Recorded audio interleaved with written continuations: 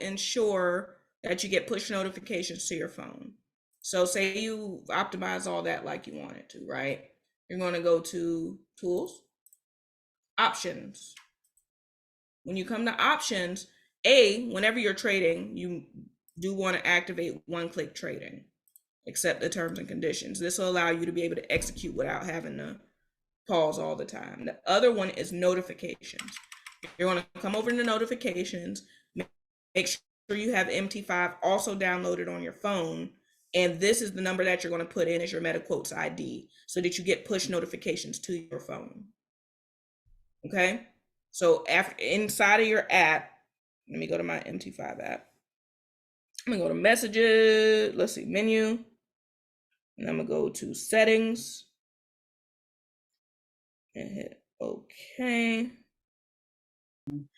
You're going to get a MetaQuotes ID from your phone. So you're going to get that, you're going to go into settings, and then you should see it, MetaQuotes ID, whatever it is, you're going to type it in over here, and then hit test, and it should send a push notification to your phone.